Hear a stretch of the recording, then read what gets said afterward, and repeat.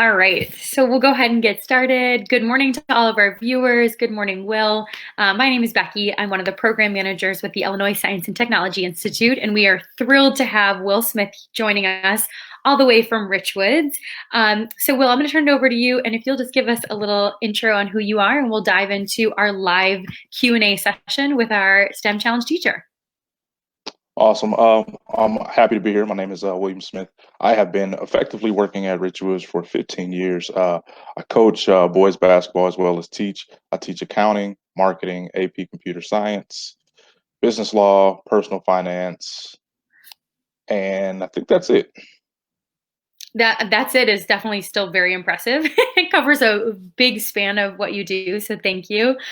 So, Will, we know that you went to Richwoods. You grew up in that area. Can you speak to a little bit about kind of what that experience was like? You know, maybe what's different from when you went, or how that experience shaped you returning to that community.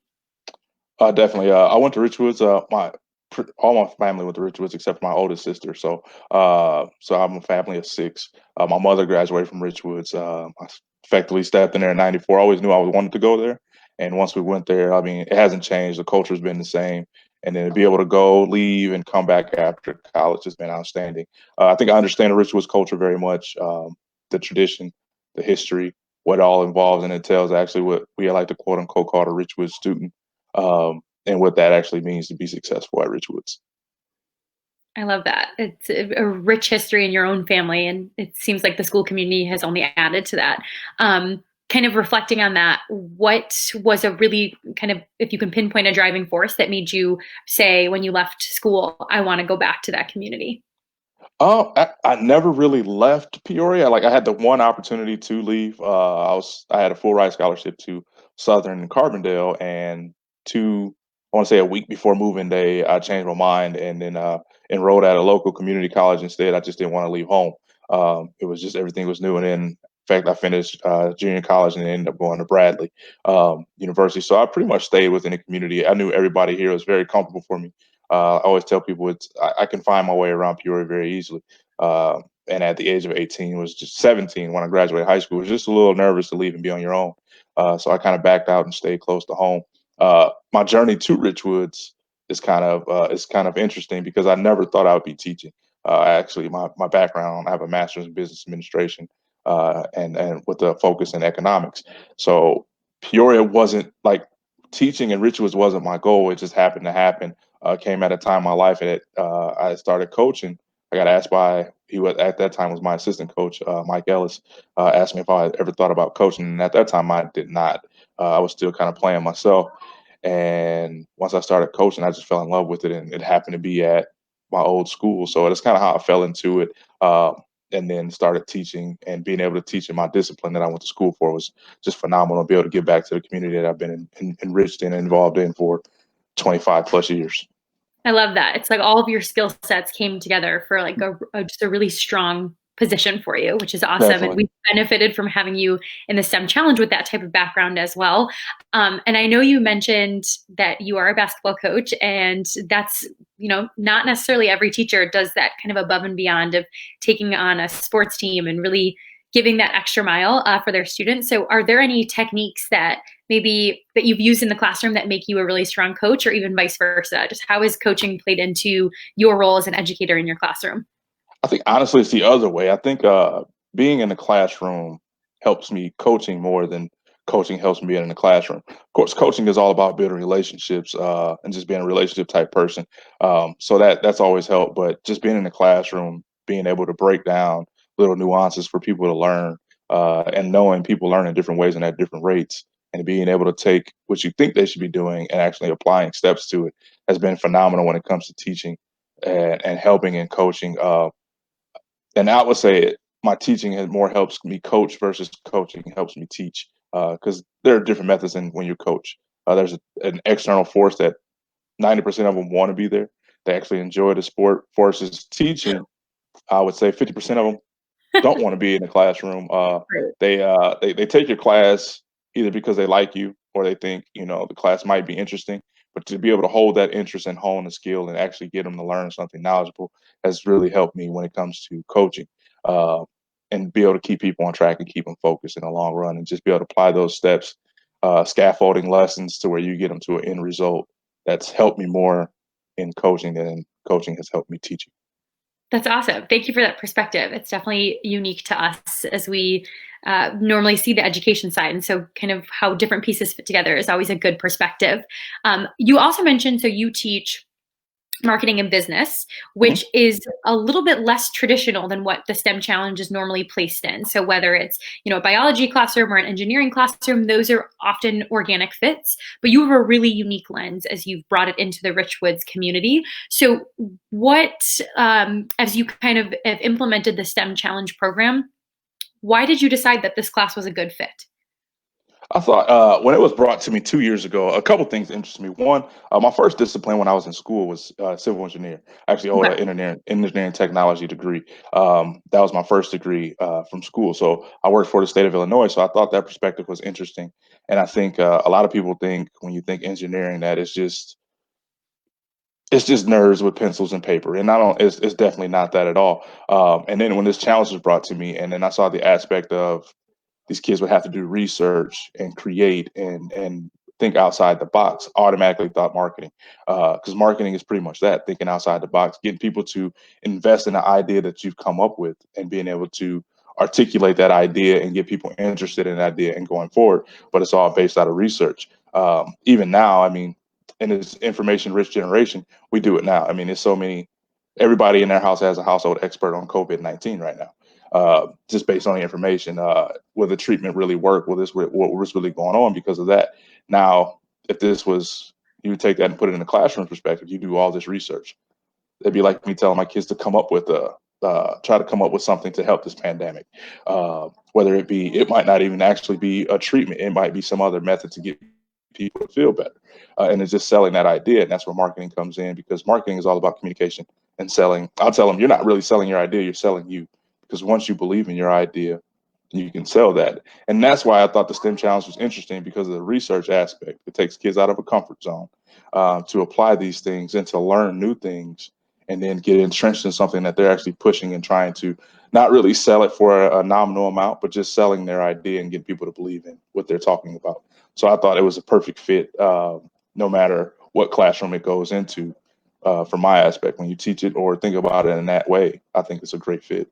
I love that. And I heard you mention both communication, creativity, and just kind of really thinking outside the box. And those are definitely strong tenets of what our STEM challenge relies on. Have you noticed any either major skills or foundations that your students are able to gain because they're doing the STEM challenge in this specific course?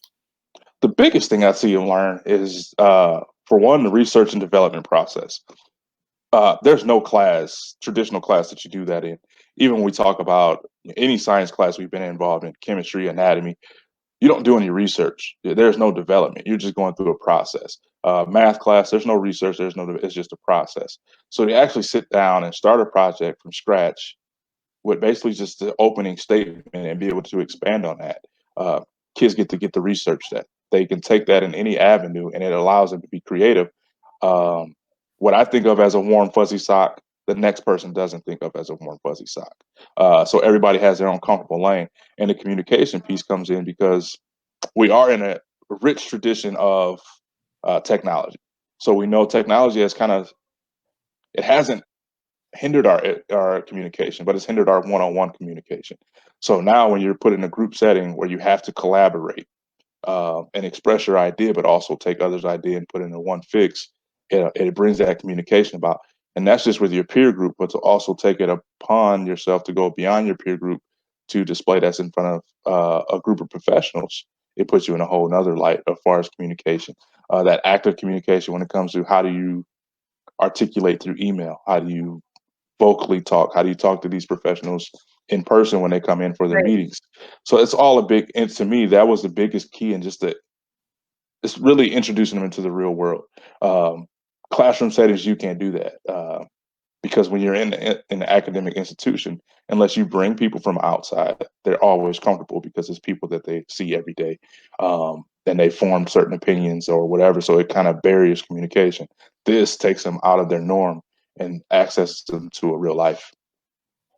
And I think as an educator, that's where we see a lot of growth as well, is when they're really out of their comfort zone and out of the norm of what they do every day in their core classes. So, yes, thank you so much for sharing that. With your specific curriculum for this course, too, were there challenges that you faced? I know you've been with us for 2 years, and we'll touch on that a little bit. But were there challenges that you faced implementing and integrating this into the curriculum your first year? Yeah, first year I was brand new. I was green. I had no idea. So I actually started it super early, which I think that was a big thing. I think the last time I started actually in October. Okay. Um, so it made it was like 5 months of this project implementing it and trying to keep them interested as they went forward. They started gaining speed, but it was some lull periods in there where it's like, we're kind of doing the same thing, hitting the same roadblocks. Um, so this year, unfortunately, we didn't really get a chance to see the final outcome. Um, we shortened it so it made the impact greater to where we were actually hitting goals and you had to keep hitting and compiling goals on a timeline. I think that was the biggest thing from last year to this year. The barrier, as far as implementing it into the classroom, um, this year I restructured my lessons to be ready for certain steps of this process, as far as research and development, communication. Last year I was just going with the my previous year, which was all about beginning of it is all about business and marketing in itself. And by the time I got to the communication lesson was right before the first share out. Um, so it was kind of like I was backwards as far as my classroom versus the STEM challenge. This year, I kind of like moved it all together, so it made it a lot easier to implement it and use a better time span and time focus. That's great that it seems like there was a lot of reflection too after your first year to be like, I know where this can be really effective, or I know where this integrates really naturally. And again, it's a non-traditional STEM course. So it's great to see how these kind of multiple disciplines really overlay one another to make an effective outcome. And for your students, that comes in communication and marketing, as you mentioned before, which is great. And kind of touching back on that, a lot of times when students hear STEM, or when other educators that are maybe new to STEM disciplines, when they hear it, they oftentimes think of the traditional science, technology, engineering, math. How do you help your students broaden that definition? The first, I think you guys do a great job with your introduction. So I always show them that YouTube video of the STEM share out. I think that does a good job of showing because, like you said, the STEM thing is went from STEM to STEAM, and everybody has a different perspective of it. I looked at it when they first brought it to me. I think of STEM as just everyday life. We do this. We're so enriched in science, technology, engineering, and math. Anything beyond that is just helping it bring it all around to the fold. And I think the biggest thing I always tell kids that any curriculum, it doesn't look like what you think. So you got to come in open minded. So like you said, when you hear STEM, they think science. Oh my goodness, it's going to be boring. Then you say technology, they automatically think computer based. Engineering is math, and then you put engineering with math, you think high level math.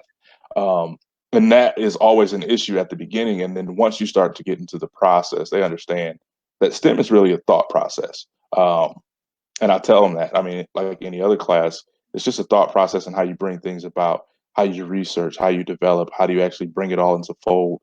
And that's been a really good thing. And my classes are already in the marketing class. I picked that one instead of one of my AP classes or one of my dual credit or IB classes because it's already diverse. You got people from different backgrounds, and you never know what someone can bring to the puzzle because everybody has a different expertise in life. And that's what I think of. That's what I enjoy most about it for sure. I really like how you put it in terms of a mindset and how they can apply that really to a lot of broad ideas and really help them refine what that looks like. And so I think, especially as we hear it from you, that business and marketing has a place in STEM and STEM has a place in business and marketing. And so I Mhm. think kind of not creating such defined lines between them, but allowing them to explore that as a mindset that really transcends across those lines. I think that's really cool. As you, again, you kind of reflected already on your first year, but over the past 2 years as a whole, you've been working with Caterpillar, which you've kind of gone through two different challenges with them, which is great. And what, I guess, just about this experience have you learned, either STEM challenge related, teaching related, or kind of big picture related, just over your last 2 years, kind of reflecting back on the experience? I think the last 2 years have been great. Like Dan's been really good with the feedback. All the mentors are great. I don't want to shout out one over the other, uh, but Dan's been outstanding as far as communication. I think after last year, I think going into the STEM challenge, everybody had a different idea what the outcome would be because it was our first time. And then afterwards, me and Dan sat, probably, I want to say we probably talked for possibly an hour and a half to 2 hours, just about how to make it better, how to do certain things, and how to incorporate certain things. This year, the biggest part, uh, the communication amongst the adults is always great. Is getting the students to engage in the actual project, and we found ways and creative ways. I mean, the Caterpillar Mentor team was outstanding. They opened the kids' eyes up to some things they've never seen before this year, um, and they were actually, and we had some really good some ideas that were coming out, some projects that were coming up I thought were phenomenal, and more in depth than they were the year before because of that outreach and that outpour from the mentors just being there, showing up every week on Friday, visiting with the students in class. They having that open dialogue and that communication. It showed them how to be in a business meeting, being in a think tank, being a part of something bigger. So that was always big. This the relationship between myself, Dan, and the other mentors is outstanding. I just talked to TJ the other day. He gave me a call, just asking about, just in general how the kids were doing, how life is going, and having that perspective and just talking. And it builds those relationships with the kids as well as they keep in contact also. So it's been phenomenal working with Kat. This whole project, I mean, it's just great. There's really I think the first year was more stressful than this year. It wasn't a lot of stress, and we knew we were starting to buckle down, get to the end, and just keeping the students engaged and involved, and making sure they're communicating, and just keeping them on a track and a path. It was just I thought this year was headed to be, head and shoulders above last year. And I think next year will be head and shoulders above as well. There's always kind of Definitely. some learning, even in the non-traditional year. Um, One thing that I heard you mention that for some of our viewers who may not be as familiar with the STEM challenge, it's a long-term project. So it's not just a one-day experience or kind of a meet and greet. And you touched a lot on relationships. And so I want to kind of ask you to elaborate. Why do you think relationships have a place in this type of mentorship? I think for one, I mean, we all got to remember when we were younger, to trust someone, you have to build a relationship. It always starts with communication. They don't know these people. They just know they work at Caterpillar. Most of them have some kind of engineering in their background, some great titles, and they come in. So these kids actually look up to them because Caterpillar is a big industry in our town. So when they come in, there's already like, I don't know how they're going to perceive me. And then once they start talking and see the energy from these mentors, because a lot of them have really great energy, and see these mentors tap into their younger side and be creative, I think it helps them as well, with that. So it's kind of twofold there with relationships. But just once you build that relationship and staying in contact and know that these people started somewhere just like these kids did. They all started in a classroom and they got to be where they're at because of their enthusiasm. It's not always what you know, it's what you get to know and what you get to learn and being able to articulate that. And I think that's the biggest part of the relationships. These kids keep in contact and they love it. They love when their mentors come in. For the most part, they always ask for them where they've been at, what's going on, which was always great. They knew they were coming in on Fridays. Sometimes they would sneak in. We have a couple Tuesday meetings here, and they would look for their mentors. And that I think that shows that they were building their relationship where they knew their mentors by name and knew what they did and weren't afraid to ask them questions because we learn from different sources, not just the source that's in front of us on a daily basis in the classroom. And to know there's other people that can help them. That was awesome. That's awesome to hear. We, of course, we value those relationships as part of the benefit to doing this long term, as they get to build that and they get to, as you said, kind of lower their walls of comfort and step outside with a new network and learn from diverse sources. So we love that perspective. Looking forward, because we just took a couple moments to reflect, but looking forward, recognizing that this is a non-traditional year, what do you want your students to walk away from your classroom having gained? I think the biggest, and this is any classroom, whether non-traditional year. I mean, this year has been different because this year's more like you don't really get closure. Um, but you really want them to take from your classroom. You just want them to learn about the real world experiences. I always tell them, I just want you to know how to conduct yourself in any environment that you go in, be it business world, educational world, whatever it be. Just be able to conduct yourself and have conversation, communication. My classrooms are all about open communication, no matter what we're talking about, even in accounting class. Definitely want you to learn the basic skills of the class, but it's more than just classroom. It's more about learning those soft skills for the next step in life, the processes that'll get you to where these kids want to be attained to and how to get there. We all go back to when we were 15, 16, 17. We had lofty goals of our futures, and how to actually take the steps and prepare to attain that future that you that you see yourself having. Um, and that's pretty much my takeaway, and always just being able to communicate and articulate. Well, thank you so much for one taking the time to meet with us today to do this live Q&A, but also just for being a dedicated educator in the Peoria area. And we feel really fortunate to have you in our community and our network of practice. So for anyone who's watching that might have questions, feel free to drop them below in the comments. Will and I will have access to them. Otherwise, we'll have a great rest of your day, and we can't wait to see you in person with your students very soon. Thank you very much. You have a great day too.